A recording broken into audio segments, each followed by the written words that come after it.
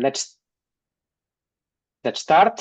I also want to start with a short disclaimer. So this is the session for helping European Horizon Europe projects to help to exploit and to deliver sustainability or economic sustainability of the project results.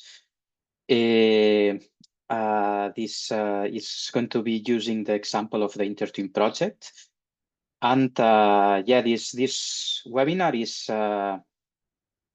aiming to be twofold objectives, like it's encompassing, or we have invited project partners who are already aware on the project. And we also wanted to open it to external people also to learn from our experience, which means that for the project partners, you will find many slides that are familiar already and you have seen like many times. But hopefully they are also useful for you to refresh and to recap on the overall objectives regarding innovation and exploitation. As for the new people that might not be aware, we also included some slides to briefly introduce what is the project about, and so that you can also follow it and get like a bit of comprehensive learning. Okay, much of the content was described at the beginning of the project, and it has been evolving.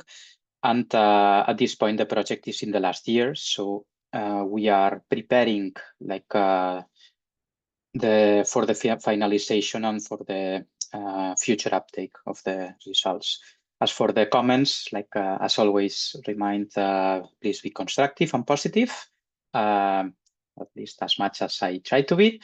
So let's start. So as I was introducing, so we will start with a bit of what is interTwin project, recap, the presentation of the innovation management system that we prepared for the project, and like we will explain the three main activities, including the definitions, processes, and a bit of strategy discussion on what does each of the aspects mean, or how they can be worked out in other projects.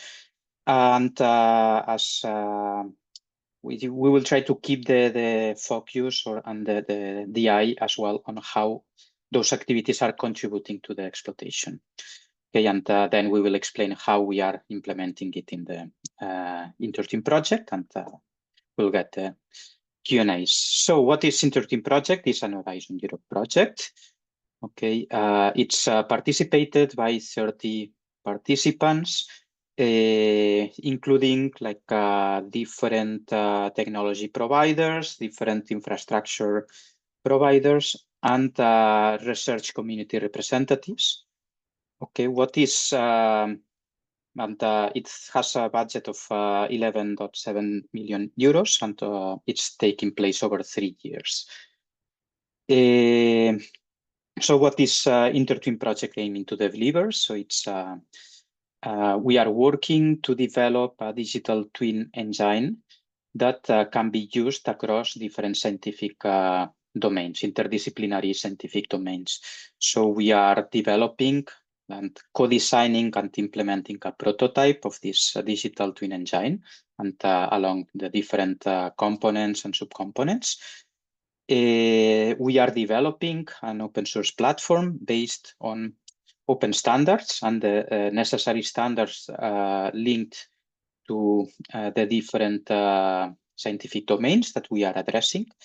And we are piloting all these platform and components via the implementation of different use cases across different scientific domains, like including environmental use cases, and also on the high energy physics and radio astronomy and physics domain. As I was telling, so we are already in the final year of the project. So there's already quite many results that are available. So we have developed the final version of the blueprint architecture of the whole system. And I promise this is going to be the most complex slide of the presentation in terms of technicalities.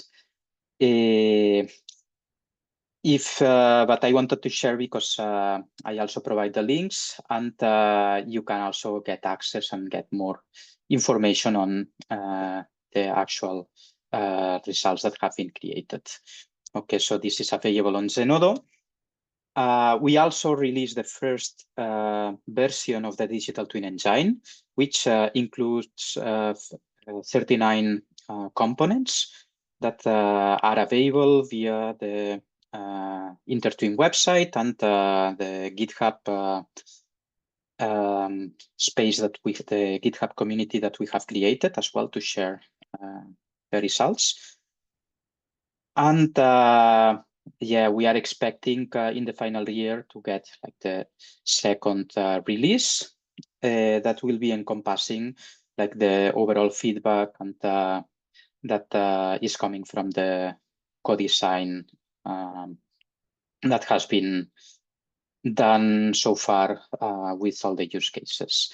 And we will get a validation process of those components, and that will be it. So we need to prepare and to ensure that the project is going to be duly exploited.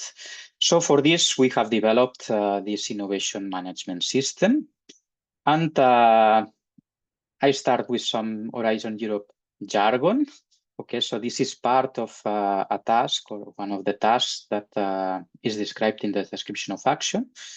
That we need to implement and deliver and operate an innovation management system in order to ensure that all the project results are systematically captured and assessed, and to ensure that the project is duly exploited and that the results keep on being used after the end of the project.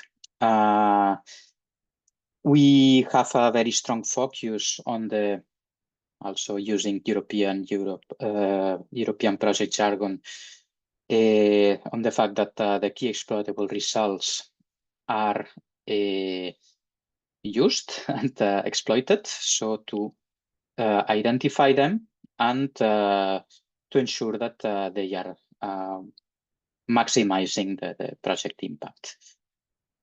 A bit of context on why this is important and why do we need this. So exploitation is a contractual obligation as part of the contract that we have with the European Commission, which is the grant agreement. I've been doing this for the last around 15 years, so and I'm really passionate. So hopefully you will also see it. And why should it be important for you? So it's not only because it's an obligation of the project, but because we want to ensure that the work that we do and that is done in the projects is relevant for the society and for the that it's able to deliver like maximum impact. As for the European Commission, they are aiming to ensure that the taxpayers, that the money that is invested comes back to the society. So it's very important to ensure this happens. Okay, so it's part of the contract. So we need, so exploitation of results is defined as the obligation of all the partners to use their best efforts to exploit the results directly or to have them exploited indirectly by other entities by transferring or licensing those results. And exploitation is meant to be the use of results in further research and innovation activities. And as examples or as main paths is like for creating, manufacturing, and marketing products or processes, creating and providing services, standardization activities, and whether if it's under commercial setting or non-commercial setting on further research activities.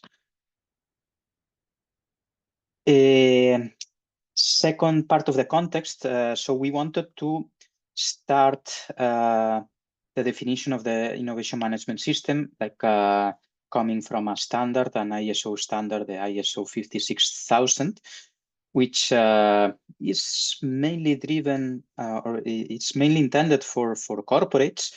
So we wanted to see how well it can be adapted into a Horizon Europe project. So within the ISO standard, there is this identification of opportunities, the creation of concepts, the validation of concepts, and the solutions that need to be developed, and the deployment of the solutions. And all of them, they have the feedback mechanisms so that all the different parts can also fit the rest of the steps in the innovation process. When mapping it into an Horizon Europe project, we see that a big part of the identification of opportunities and the concept, the creation of concept, is already done in the pre-award phase. So when the proposal is being prepared, as now in the execution phase, projects usually are aiming to validate those concepts and to develop some early solutions or prototypes based on those concepts. As for the final deployment of solutions, many times it's happening after the project, and it's also part of the exploitation work. A good thing of the innovation of this ISO is that there are also many definitions that are also helping to establish a common ground on what is innovation, what is the innovation management system, the policies, the strategy, processes. Okay. By the way, you will find some slides that are fully covered with text and with the definitions. I will not step too much into those because I pretend just to explain the most relevant stuff, but I like, since this is going to be shared with all you, I would like to keep the whole definitions as they are and as they are described.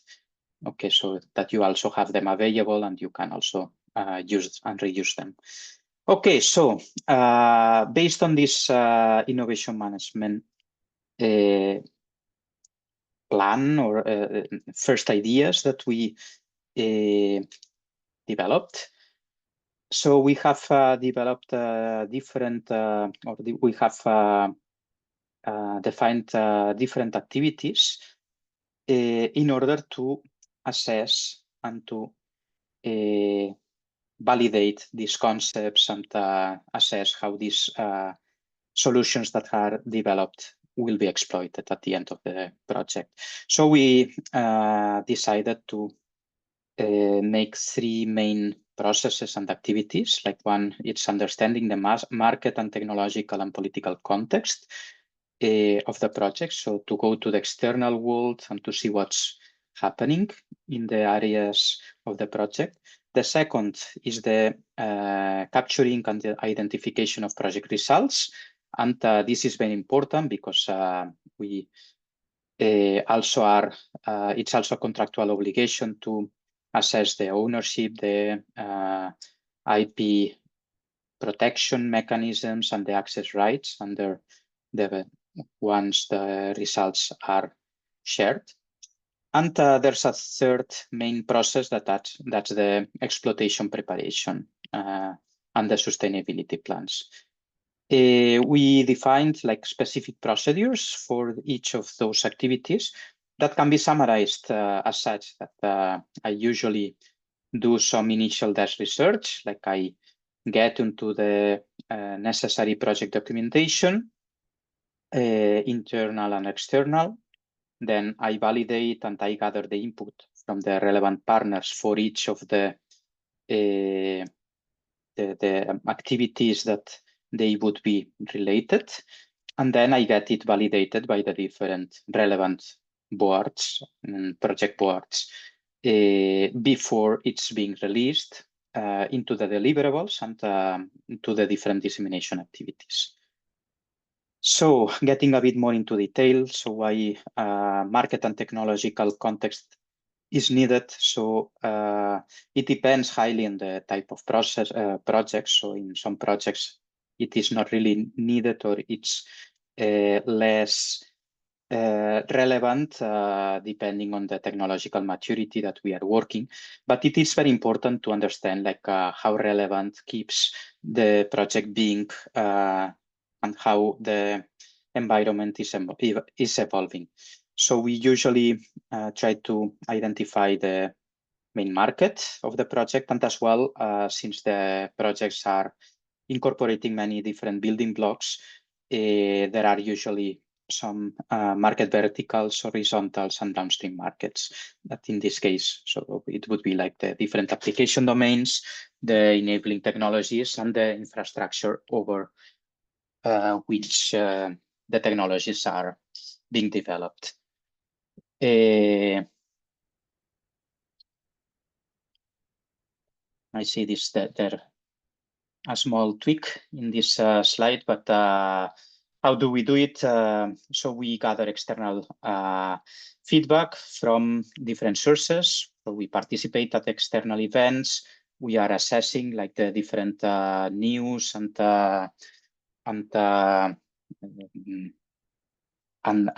information that it's being published publicly.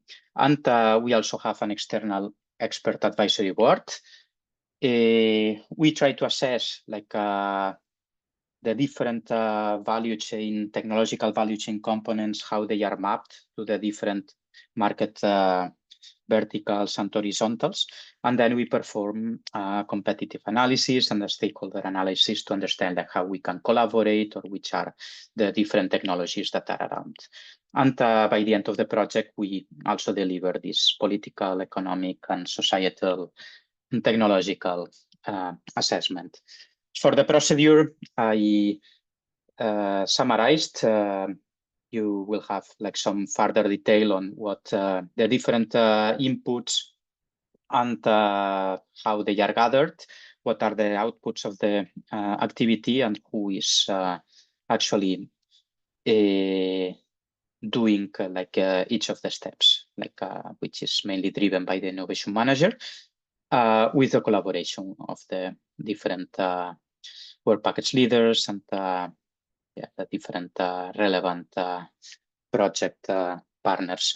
I will not get into too much detail of the market and technological context because I want to focus on the exploitation, but a couple of strategic consideration. So it must be tailored to the project in terms of scope and completeness. So projects that are mainly focused in R&D,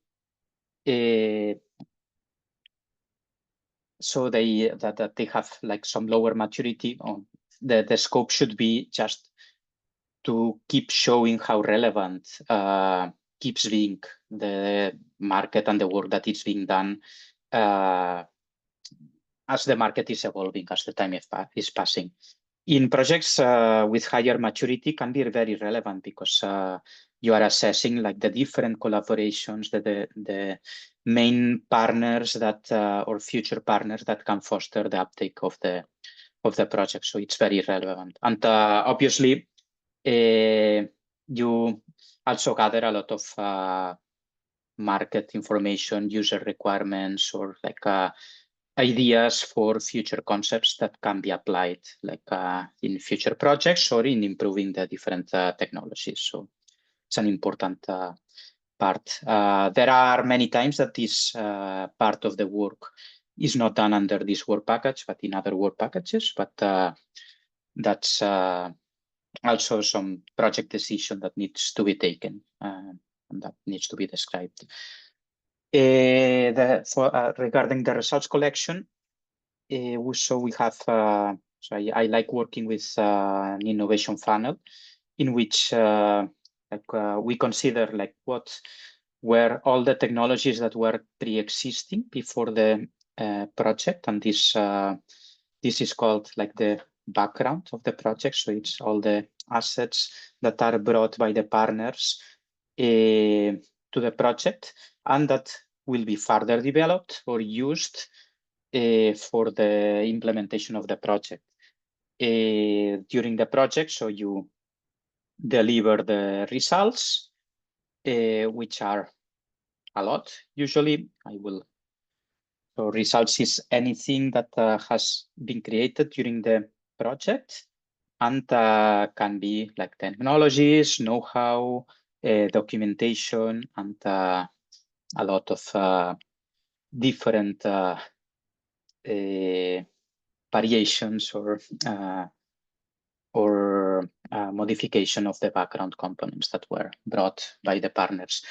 Not all of them are relevant or are relevant by themselves, but many of them, they only work well when they are brought together. And yeah, some of them, they are just to help the project to work. So we also define the main results as those that can be exploited or that are meant to be exploited.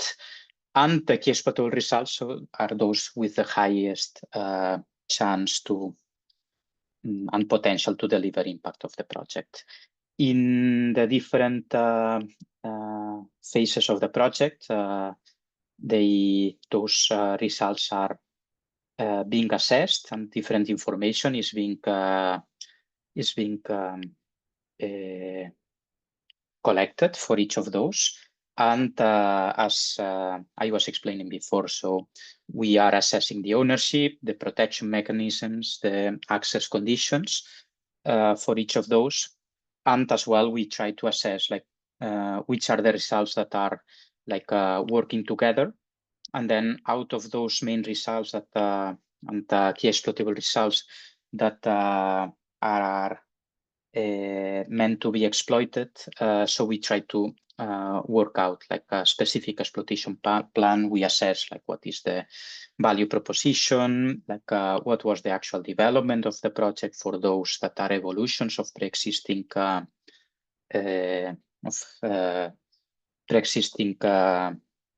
assets, and we assess the overall maturity.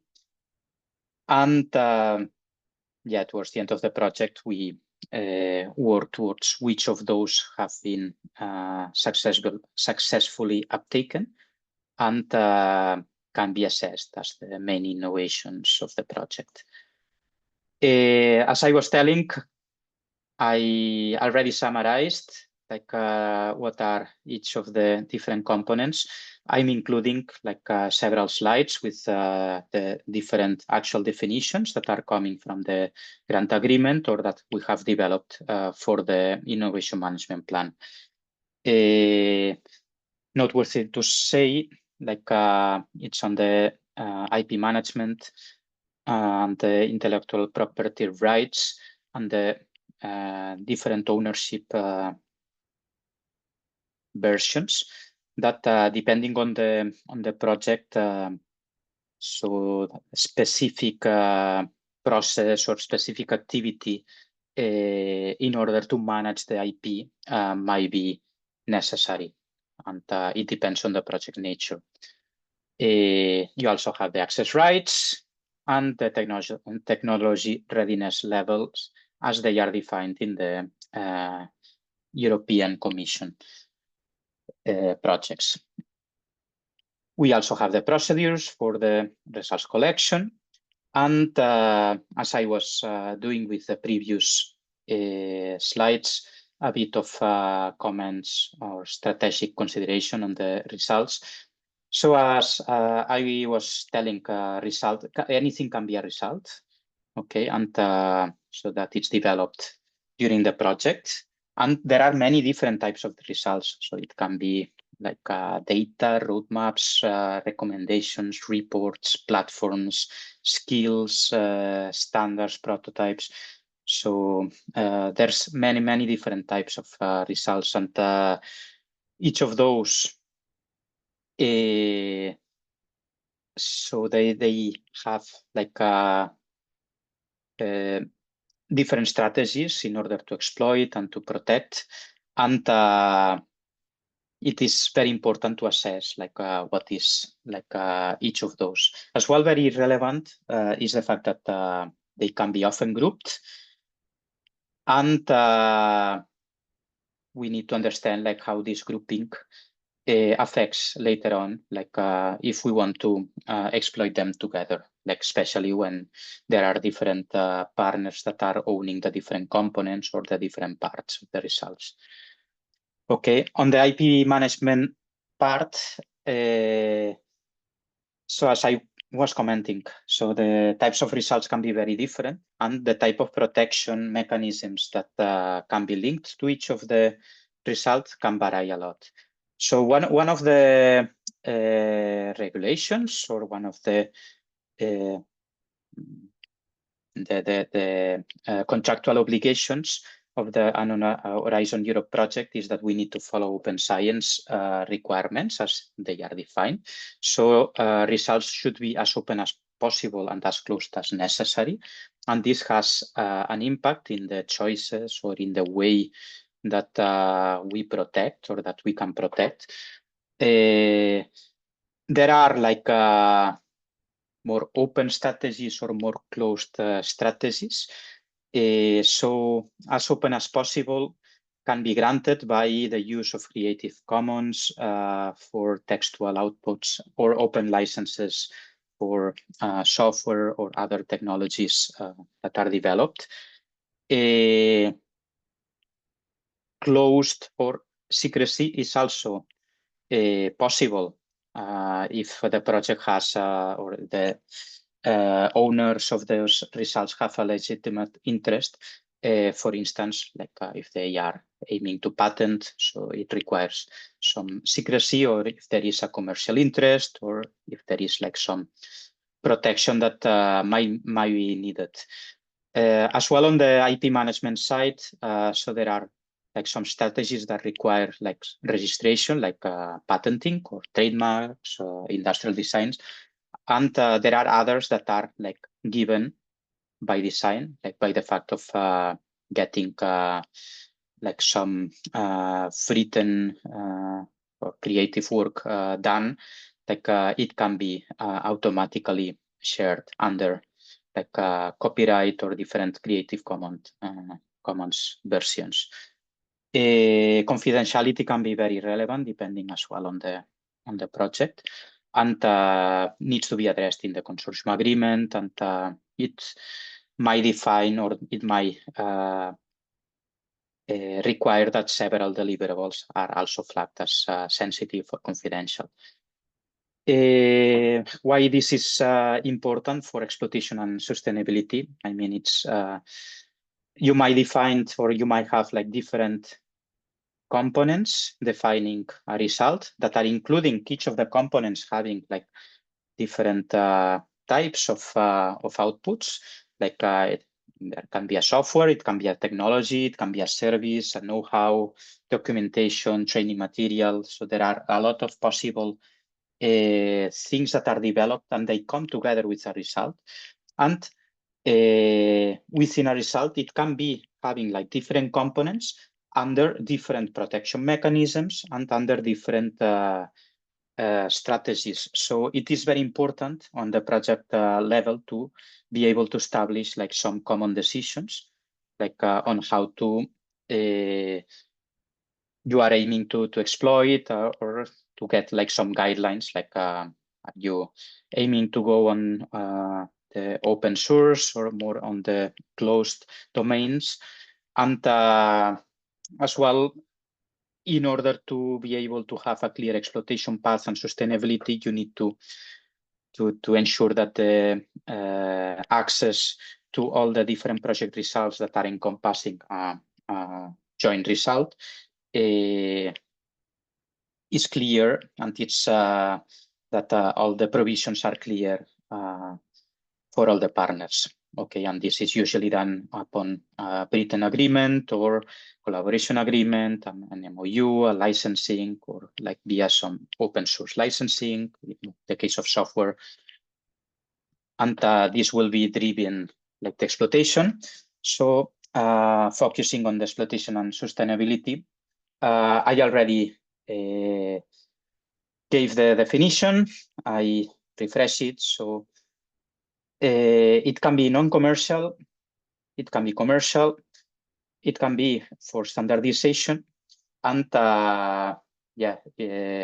for both non-commercial and commercial. So it can include like further internal research, like collaborative research, use in academia, policy making, like the creation of products, services, industrial research, licensing, tech transfer. So there are many, many different ways or many different possible paths that can be used.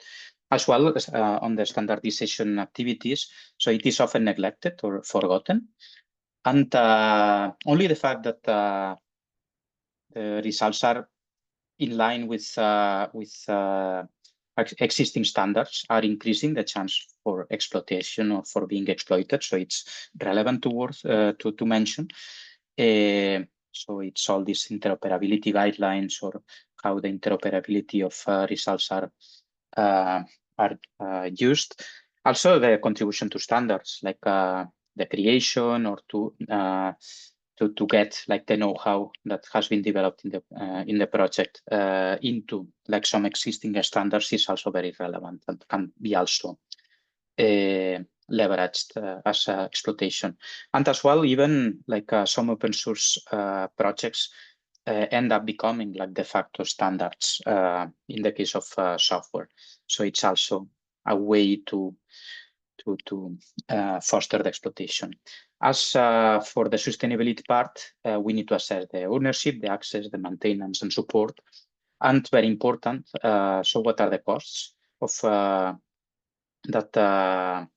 the operation or the maintenance or the further development of those results will have after the end of the project, and who will pay the bill. So what is the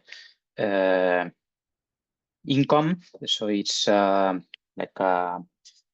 any business model needed. Are the partners going to be taking care of maintaining with their own resources or in kind? So it's part of the work that is being done. Again, you have the whole definitions, which I will not get it into detail, but you have them for reference and you can use and reuse later on if it can be interesting. And then there's the procedure that you can also have the detail here. As a bit of discussion and strategic discussion. So again, as the whole innovation management system, the exploitation strategies depend a lot on the type of the project, the type of Horizon Europe project that we are working. Okay, so there are different types with different objectives. So there's these coordinated and support action projects that are like aiming to deliver like more policy activities or road mapping documentation that might have a type of output that might require like a specific protection, like based more on like the protection on written content, like Creative Commons or copyright. Main exploitation path would be like on policy making, and sustainability could be like community driven. Other types of projects like research and innovation actions that are having like lower maturity work on the technologies might have main outcomes like different research outputs and technologies, know-how or the increased maturity of those technologies. And it's so often the IP protection like is driven by this open science as open as possible part of the sentence, and the main exploitation path is the further research And the sustainability is research driven, like the different research communities are aiming to follow up and to keep on researching. For innovation actions, so the main outcomes would be more ready to work products and services, technologies, and the related know-how. And it's industry driven. So it would be more on the as close as possible as necessary part. And the main exploitation path would be via the products and services. And the sustainability, it's like developing a proper business model, like commercialization driven.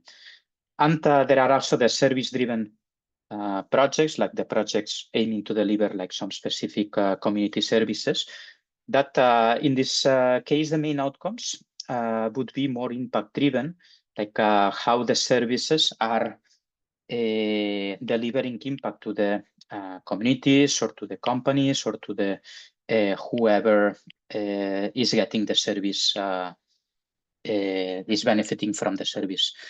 The protection is driven by the different access and different policies that are developed under the services. Obviously, the exploitation paths are the services, and the sustainability is driven by the operations, like what are the operation costs and what are how are those sustained and covered. As said, exploitation includes commercial and non-commercial activities, and it needs some work on estimating costs and how those will be covered by the different owners. I will go a bit faster to show like how we have been implementing this in the interTwin project. So understanding the project context, we have delivered and mapped the different value chain and different market domains. And we have assessed at this point up to 42 stakeholders and assessed more than 150 news. And we were working with an external advisory board. So we spotted the different markets, and we have seen the different, the emerging need of a digital twin market for science, whereas it was originally created by the industry, and how the different application domains and enabling technologies are being that are used are also having really emerging and booming markets. So it's very relevant. We have mapped the different technology pieces with the different markets, and we have identified the users. And as part of the stakeholder analysis, so we have identified the different research infrastructures that we are delivering the services and how we are helping them. We have identified different projects on the different projects that we are collaborating, whereas because we are using or reusing technologies or because we are expecting them to reuse our technologies. And as well important, so we are always advised to be clear what is the actual collaboration, because we shouldn't be doing double funding for the same development. And then we also have identified the different interest groups that are also helping, and that will be helping to distribute and to maximize the impact in the longer term. And even if our project is not industry driven, we are also trying to find industrial and adopters and SMEs. As said, we keep on doing this news assessment and this technology watch. And we also had relevant experts that have been advising us along the project duration. And we are now in the final year. So the good thing about all this work is that we have managed to understand like what is the actual relevance of the digital twins for science and for the scientific domains and for the research communities that we have been working. We have been assessing like how we can interoperate and how we can collaborate with commercial initiatives and commercial players as well. And as well from the external advisory board, also many collaborations started emerging from them and with them. So as for results collection, we assessed at the beginning of the project the background. As the project has been evolving, we evaluated like the results and main results. So we have spotted like the 43 software components like that are encompassing like the 39 that were in the first release, plus 4 more that are expected in the second one, and the 6 key exploitable results. And we have been assessing like the whole ownership and IPR. Key exploitable results, and again, I recapture like this high-level blueprint architecture view to understand like where the different key exploitable results that we identified are located. I will not get into the technical detail of each of them, but it's very important to be able to show how those different key exploitable results are mapped with the technical progress of the project, and who are the main users, and how they are expected to be exploited.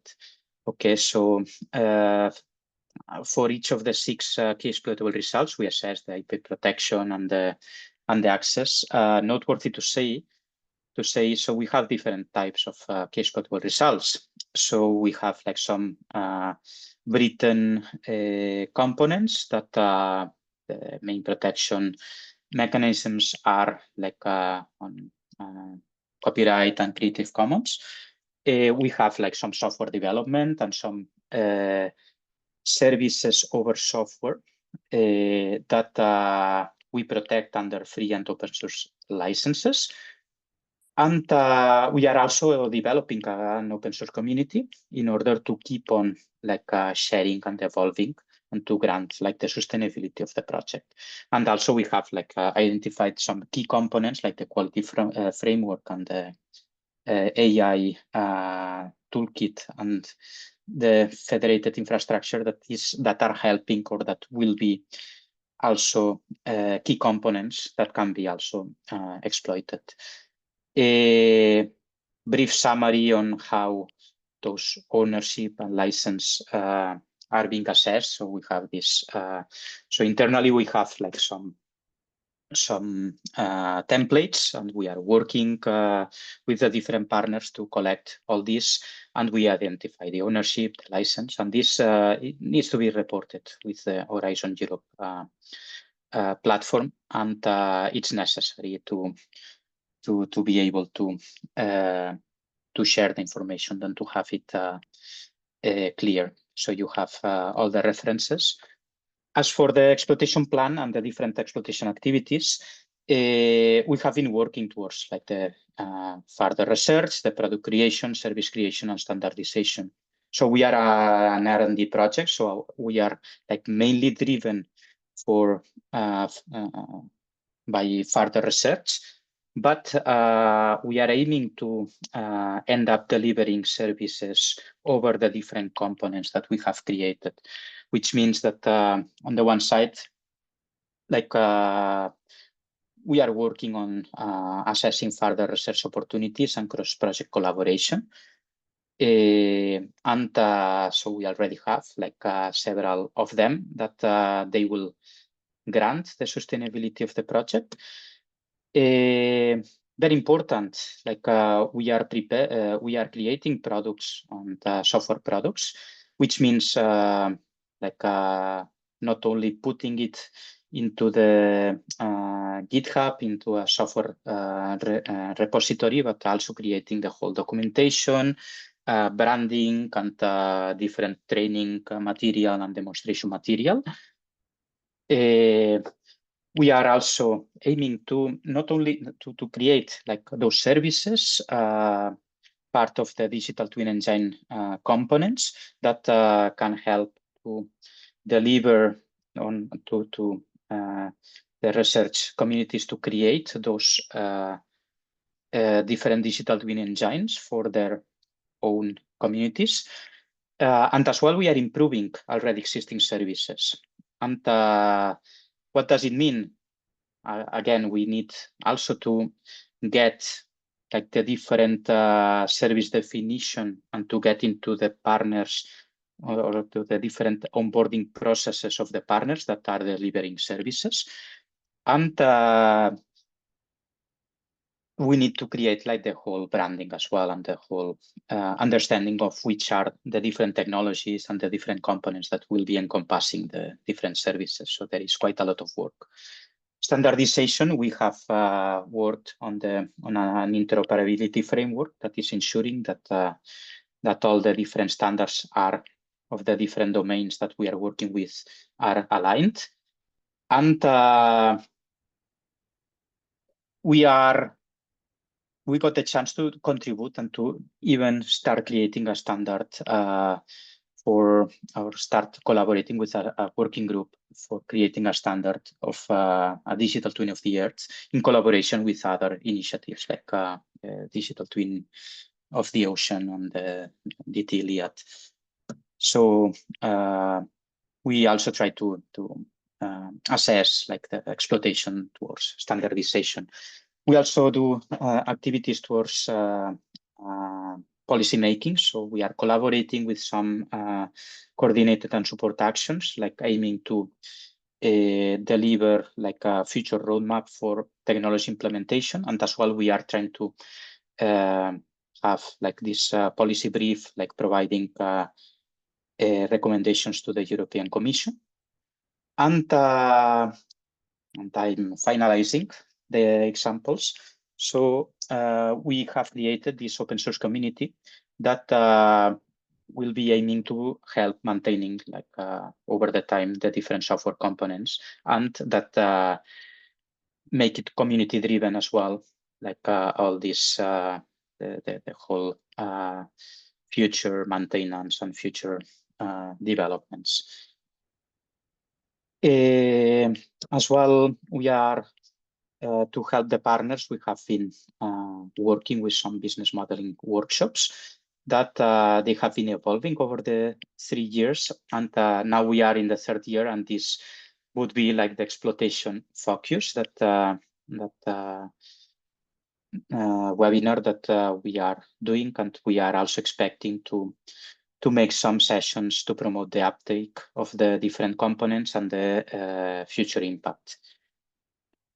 Some comments on valorization and sustainability. And so, as I was telling, like we have not only developed like a software that is being shared like under free and open source licenses, but we are also having, as a result, the different know-how, the methodologies, the documentation, the software as a service, and the service, the different services that are defined over the technologies that we have created and the presentation and training material, and all these can be valorized.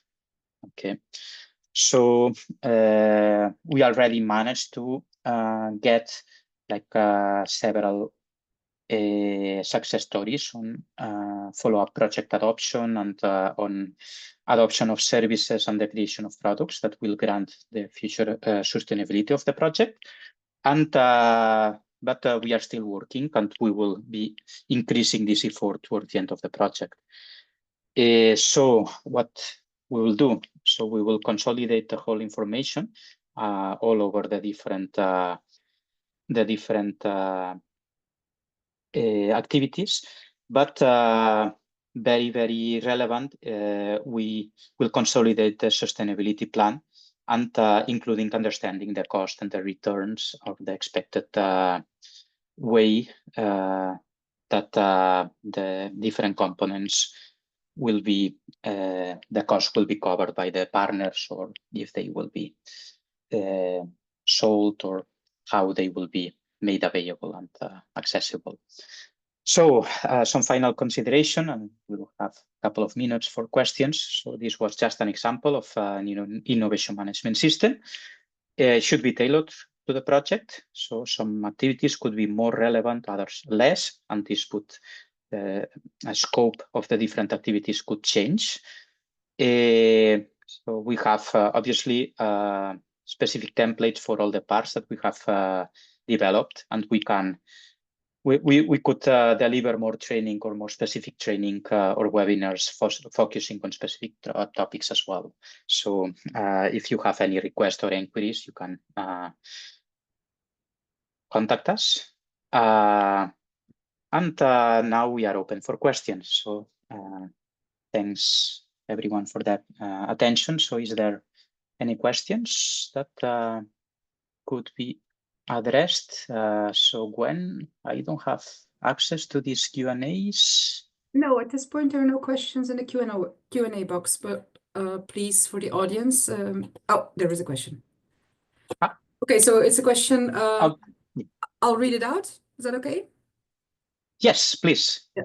So I'm curious about the fact that exploitation in RAA projects tends to be mainly further research. Wait a minute. Let me check how this is formulated.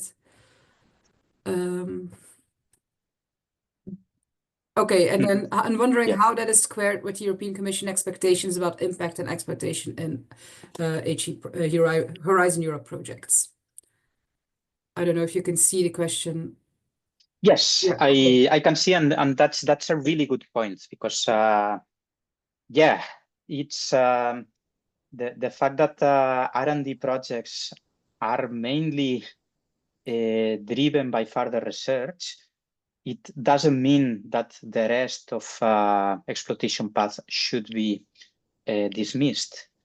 I mean, when preparing an exploitation path, an exploitation plan, you must be able to provide a vision on where the different results are evolving.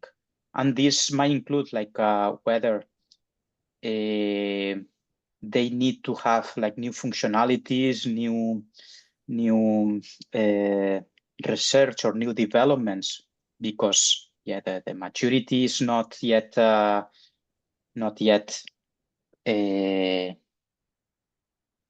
the level that can be like exploited otherwise. But you need to be able to